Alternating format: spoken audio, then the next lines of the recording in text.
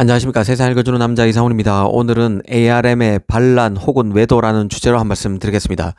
아시다시피 ARM은 팹리스의 팹리스라고 불리는 기업입니다. 모든 팹리스에 자신의 반도체 IP를 로열티를 받고 제공하고 있습니다. 칩을 설계하는 기업이라면 다 ARM의 덕을 보고 있습니다. 실제 ARM은 각종 인베디드, 컨트롤러, 사물 인터넷, 모바일 기기에 탑재될 뿐만 아니라 최근에는 서버와 워크스테이션까지 범위를 점점 넓혀가고 있습니다. 저전력에 특화된 칩이라는 기존 특성에서 더 나아가서 성능까지 이전보다 크게 개선되면서 모바일 AP뿐만 아니라 이제는 애플, 퀄컴 등도 ARM 기반 CPU를 내놓고 있습니다. 그 결과 최근 노트북 PC 시장을 보면 스마트폰과 같은 노트북 PC 시대란 말이 어울릴 정도까지 왔습니다. AP 성능이 이전보다 몰라보게 올라오면서 이제 노트북 PC에서도 배터리 수명 경쟁이 빚어지면서 ARM이 더 각광받는 모양새입니다. 이 모든 것이 모바일화 되다 보니 이 노트북도 보다 모바일 환경에 맞도록 최적화되는 상황입니다. 그러다 보니 지난 수십 년간 CPU의 대명사가 되어온 인텔이 퇴조하고 ARM 기반의 CPU가 뜨고 있다고 보시면 됩니다. 더 접속이 잘 되고 더 오래가고 가볍고 열이 안 나는 마치 스마트폰과 같은 노트북, 컴퓨터의 시대가 열리고 있는 것입니다. 이 앞으로도 칩 세계에서도 저전력과 전력 효율이 중시될 수밖에 없는데요. ARM 기반 칩에 대한 선호도는 갈수록 커질 것으로 보입니다.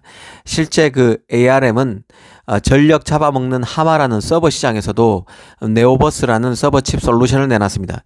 이미 ARM 기반 칩은 인텔의 X86 아키텍처 기반 칩, 그리고 핵심 소프트웨어인 EDA 업체 미국의 시놉시스가 만든 아크 프로세서 IP 등을 압도해서 가장 많이 출시되는 칩입니다. 물론 출시되는 칩의 개수만으로는 칩의 영향력을 평가할 수는 없지만 이 반도체 세계에서 ARM의 위상이 강해지고 있는 것만은 틀림없습니다. 이 ARM 얘기를 꺼낸 것은 의외의 소식 때문입니다. 핵심은 ARM이 자신의 IP를 팹리스에게 제공하는 것에서 더 나가서 스마트폰과 노트북에 들어갈 AP와 프로세서를 직접 제작한다는 게 핵심입니다. 이를 위해서 ARM은 6개월여 전부터 솔루션 엔지니어링 팀을 꾸려서 칩을 개발해 왔고 인텔의 이 칩 제작을 맡긴다고 합니다. 눈에 띄는 것은 ARM의 솔루션 엔지니어링 팀을 이끄는 사람은 이 과거 퀄컴에서 스냅드래곤 개발을 총괄했던 케버코 캐치찬이라는 인물인데요. 이 ARM은 이렇게 해서 만든 칩을 세트 업체에 판매하거나 라이선스할 계획은 없다고 합니다. 그럼 왜 이런 식으로 칩을 만드느냐는 궁금증이 일 수밖에 없는데요. 외신에서는 연말 미 증시 상장을 앞두고 ARM의 능력을 가시하는 등 몸값을 올리기 위한 조치라고 언급되어 있습니다. 사실 이 내용을 보고서 좀 의아했었는데요. AP 사업을 하는 ARM이 칩을 만든다는 게 일단 그랬습니다. 또 생뚱맞다는 느낌이 든 부분은 바로 퀄컴과 ARM 간의 소송에서 ARM이 소장을 통해서 앞으로는 스마트폰과 같은 기기 제조사에만 IP, 즉 라이선스를 제공하겠다는 부분이 있는데요. ARM이 칩을 만든다면 자신이 주장한 부분과 상충된다는 점이 의아함을 낳았습니다. 물론 퀄컴과의 소송전은 ARM이 퀄컴을 겁박하기 위한 목적이 있기에 ARM의 진심을 액면 그대로는 받아들일 수 없습니다. 그럼에도 ARM은 미국 법원에 제출한 소장을 통해서 ARM이 라이선스 비용 조정은 물론이거니와 기기 제조사에만 라이선스를 제공하고 ARM 이외의 타사 IP를 혼합 사용하는 것을 금지하는 것을 요구하고 있는 것으로 알려져 있습니다.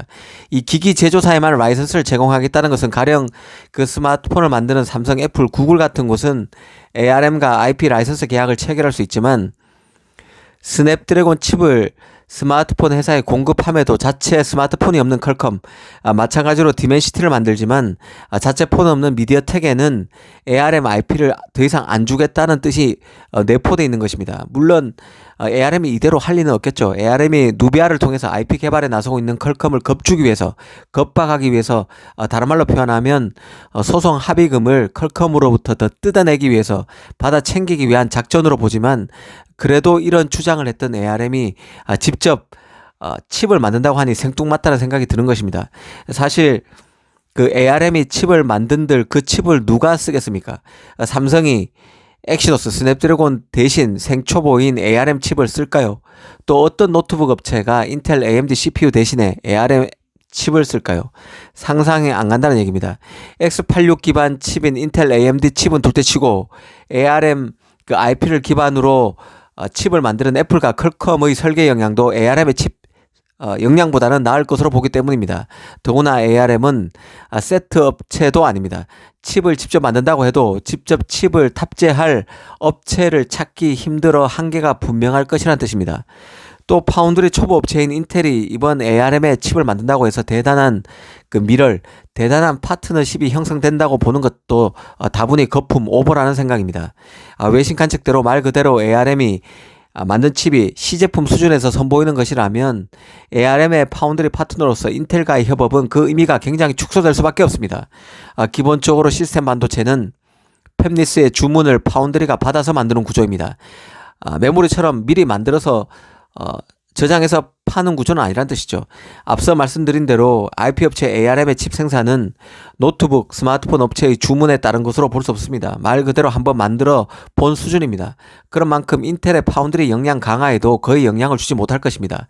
아마 그 ARM이 파운드리 파트너로서 제일 하급인 인텔을 선택한 데는 정치적 고려가 작용했을 것으로 봅니다. 사실 천하의 인텔이라고는 하지만 파운드리에만 한정해서 보면 이제야 ARM IP를 적용하는 초심자 수준입니다. ARM의 인텔 팹 활용에 큰 의미를 두는 것은 전후의 사정과 맥락을 모르는 해석일 뿐이라는 게 개인적인 판단입니다. 사실 그 ARM은 팹리스의 전방위적인 견제를 받아왔습니다. 이 삼성만 해도 ARM IP 의존도를 낮추기 위해서 GPU에서는 AMD RDNA IP와 손잡고 있고, 퀄컴은 앞서 말씀드린 대로 누비아를 통해서 독자 코어 개발에 한창입니다. 인텔 AMD도 배터리 수명을 한층 강한 칩을 선보이면서 ARM 견제에 나서고 있습니다. 이 때문에 ARM은 부쩍 그 경계의 날을 갈고 있는 상황인데요. 이 최근에는 ARM이 설계에 따라서 만들어진 반도체 칩 가격에 1~2%의 로열티를 받던 기존 로열티 산정 방식을 앞으로는 칩이 들어간 모바일 기기 기준 평균 판매 가격을 기반으로 해서 로열티를 받는 식으로 바꾸려는 계획을 그 팹리스에 통보했다는 소식도 있었습니다. 이 ARM이 계획도로 그 반도체 단가가 아닌 스마트폰과 태블릿 등 완제품 가격을 기준으로 로열티를 책정하게 되면 기술 사용료가 더 올라갈 수밖에 없습니다. ARM의 로열티 수입이 더 늘어난다는 뜻입니다. 스마트폰이 비쌀수록 여기에 들어가는 그 ARM의 IP, 그 AP에 들어가는 ARM의 IP 로열티가 더 비싸진다는 뜻이죠. 이런 소식에 이어서 이번에는 그 ARM이 직접 칩을 제작한다는 얘기까지 나왔는데요. ARM이 올 연말 그 상장을 앞두고 이런저런 시도로서 존재감을 높이고 있다는 생각입니다. 오늘은 그 ARM의 움직임에 대해서 한번 이것저것 따져봤습니다. 감사합니다.